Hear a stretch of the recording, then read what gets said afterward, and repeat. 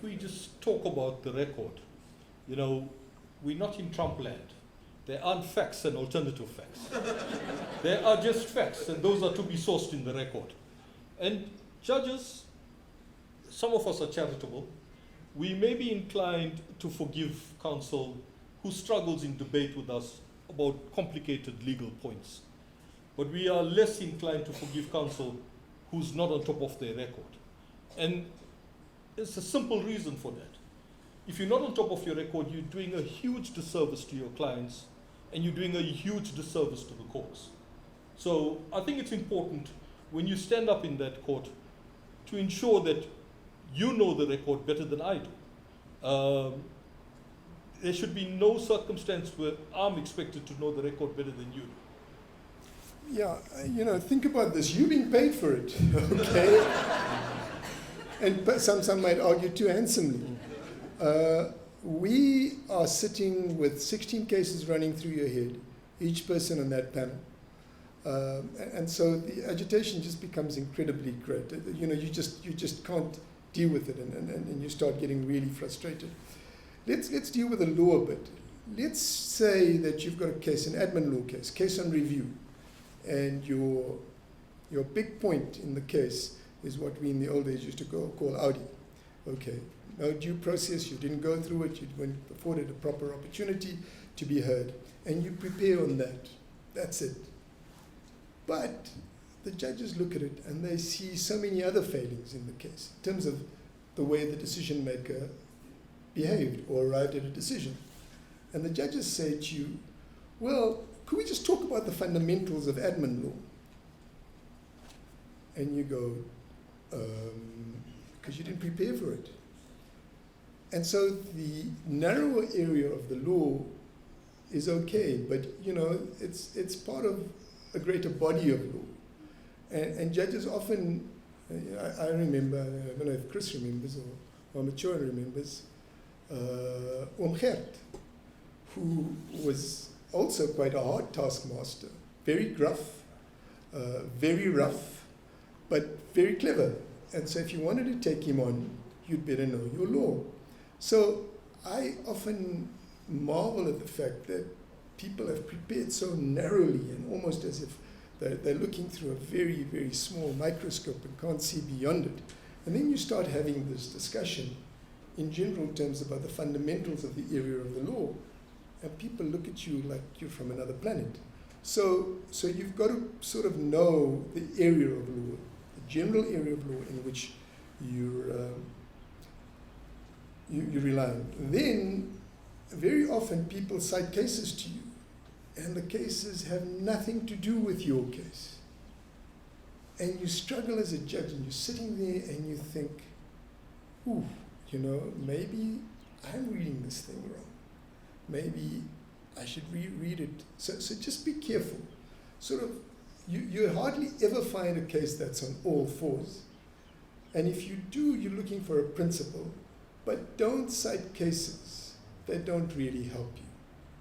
And look at the cases that your opponent is relying on and figure out whether they're applicable or distinguishable. Now, again, I think Jeremy will remember, Chris will remember, Mohammed will remember.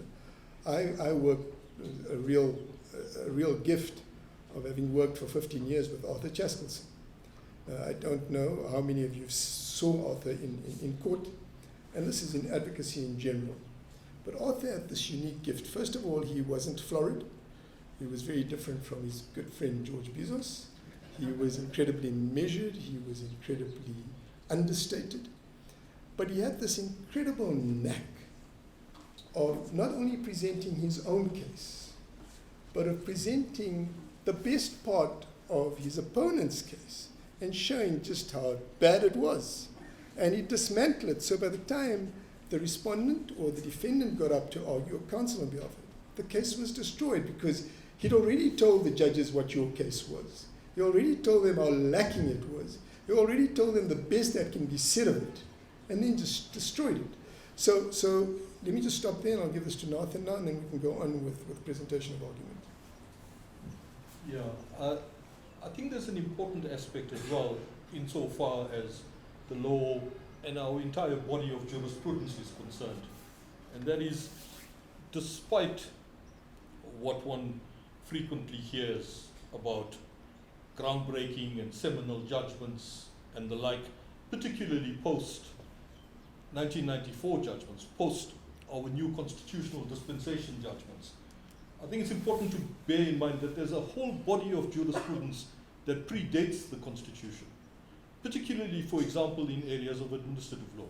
I know we like to believe, and we've been told, for example, that our entire body of administrative law has been subsumed by Paja. Well, that is not entirely accurate. So just bear that in mind. It's important to have regard to, and the criticism of the SCA frequently is, well, we are far too conservative.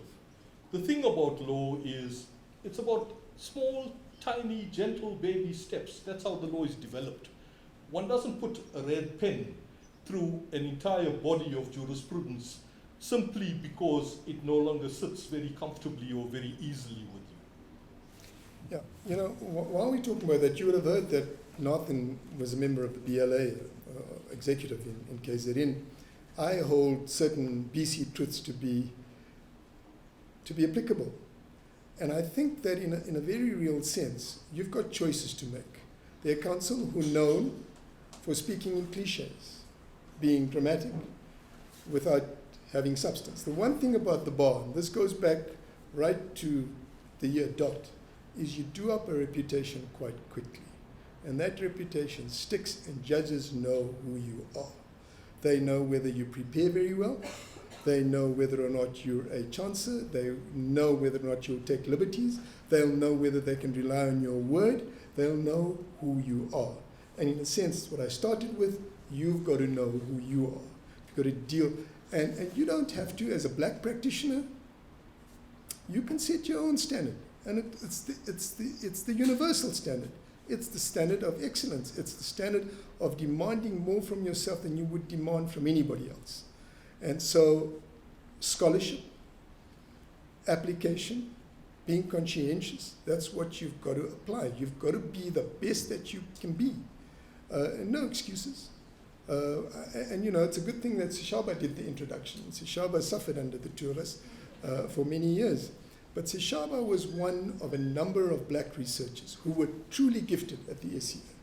There were, I think, 4 women, at least 2 of whom are here at the bar. One who went overseas and did a master's and is now busy with a doctorate. They were, you know, they didn't rely on their blackness. They were as sharp as anybody had ever been in that position. They would help you hone a judgment, and they would make that chisel as sharp as it could be. That's how good they were. And that's how you should, as a black practitioner, practice and see yourself. Now, don't see yourself as others would want to see you. See yourself as the epitome of excellence.